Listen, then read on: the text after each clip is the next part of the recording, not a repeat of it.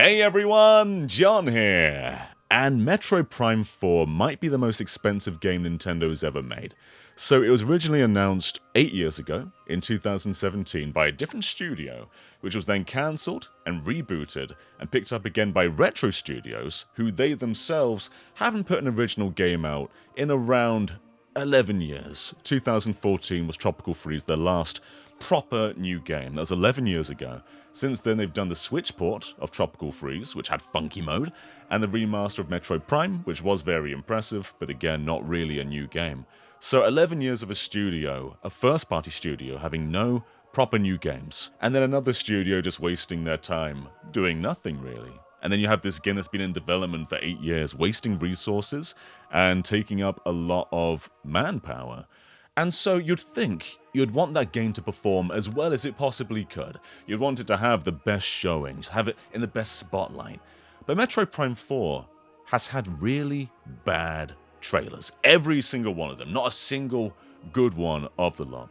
Let's just dissect them a moment. So the reveal trailer, this I feel like was announced to offset Metroid Samus Returns, because the Metroid reputation at the time wasn't very good. We had Federation Force, which I think is a fine game, but it wasn't the game Metroid needed at the time.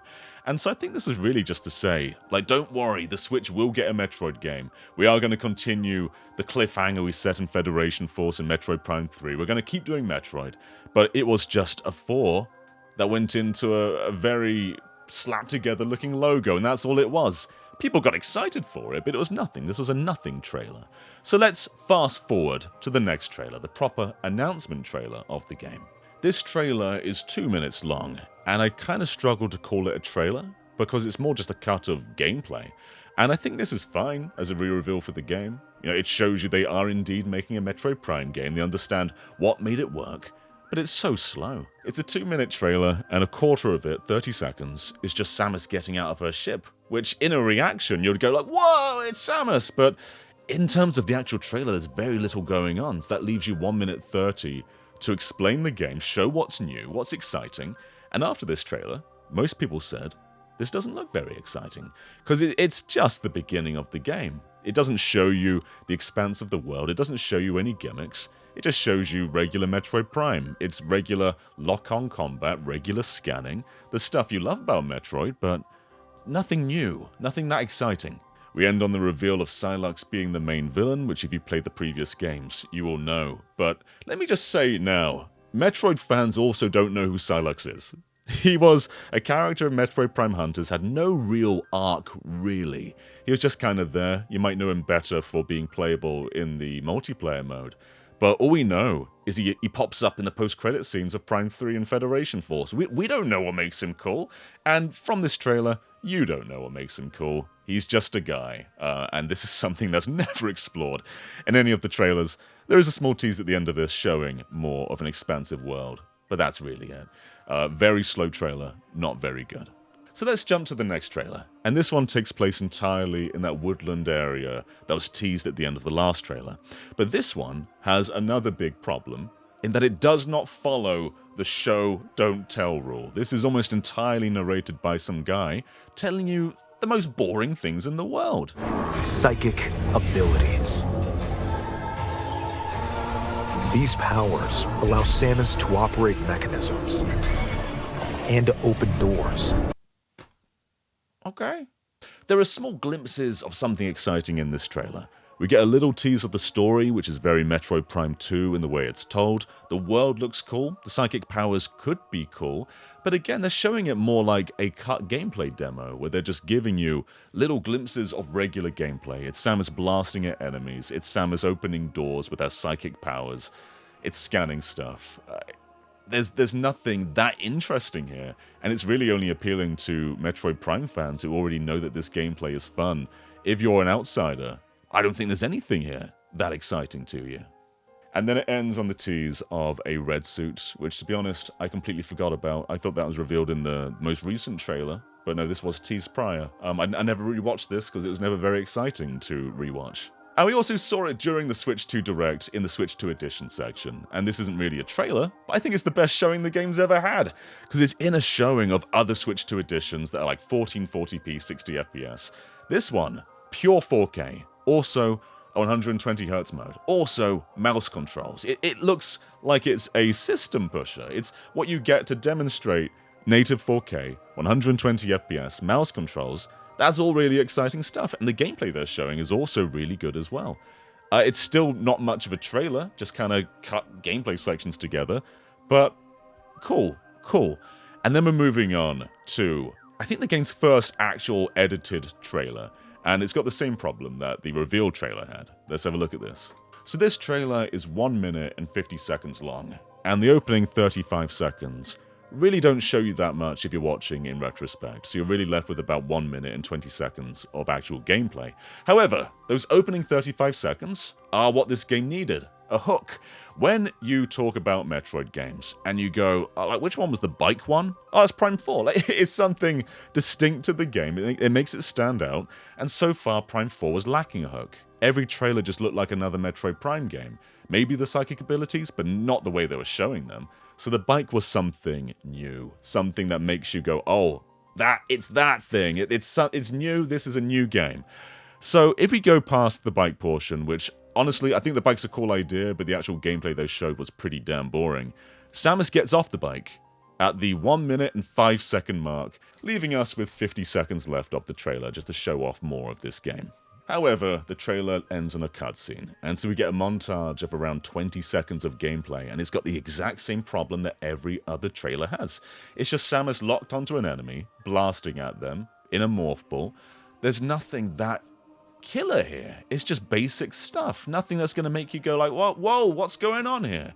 Like, there's some cool things in there, like Samus's arm cannon freezing over in the frost area. Like, that's a neat attention to detail, but it's nothing that's going to make you lose your mind. And I think it feels like they're purposefully trying to make the game look bad in some instances.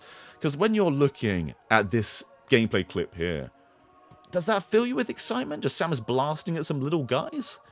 Not really. And then we finally get to the cutscene at the end of the trailer, and it's Sylux floating there, doing nothing, which is that's what he did in the announcement trailer. He just stands there doing nothing. Now he's floating there doing nothing. Look at like Ravenbeak in Metroid Dread. They made him seem intimidating. They made him seem powerful. So far, we don't know what a Sylux is or what he's even going to do. He's just the standing there guy. He either stands there or he floats there. He's not an intimidating force. Please buy his amiibo. This at least gave us the release date in a really anticlimactic way. I feel like this is half of a trailer. Like, let's look at the Breath of the Wild big release date trailer, right? So this begins with very low-key, mundane stuff that you're going to be doing in the game. You're going to be walking along really big fields. You're going to be climbing big cliffs. This is lots of downtime stuff. You're going to be chopping trees. Not necessarily exciting, but mixed with the music, it feels relaxing. And then the second half of the trailer builds up with all those action-y set pieces, really cool things going on, lots of great story beats. This Metroid Prime 4 trailer is the first half of that Breath of the Wild trailer. It is all the mundane Metroid Prime things. It's the morph ball, it's the shooting and locking on, it's the scanning. That should be in the first half. And then the second half, when Sylux appears, there should be another half where it's actually bombastic and cool, full of story sections, full of explosions, full of new ideas. The psychic abilities didn't even appear in this trailer. We haven't learned anything new about them since the previous showing. Maybe show something cool you can do with them. But instead, you get a trailer that spends so much time on that bike reveal without actually showing what makes the bike that interesting beyond just using it to get across a desert. And then that's it. So, I don't know what's going on with Metroid Prime 4 trailers. I don't doubt this game's going to be great. I think it's going to be fantastic. And the best showing of it so far is the demo you can play on the show floor, which they've also showed off in the treehouse. And like, that opening feels high budget. It feels like they put a lot of money and effort and talent into that opening. And there's so many cool things in there. But you don't really see that in the trailers. You're not seeing these cool locations. You're not seeing these cool abilities. You're not seeing what makes this different beyond being able to use a bike to get across a desert to get from area to area.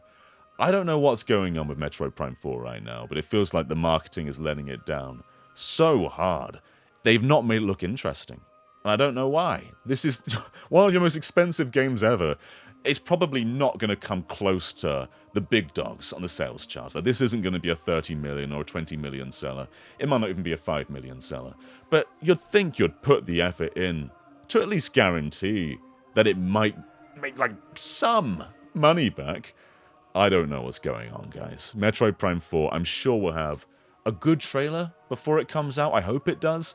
But they've spent years just waffling around with this game, making it seem like just another thing on the release chart, and not the big deal that it really is. Metroid Prime is one of the most critically acclaimed games of all time, and this has been one of the most anticipated Nintendo games for 8 years.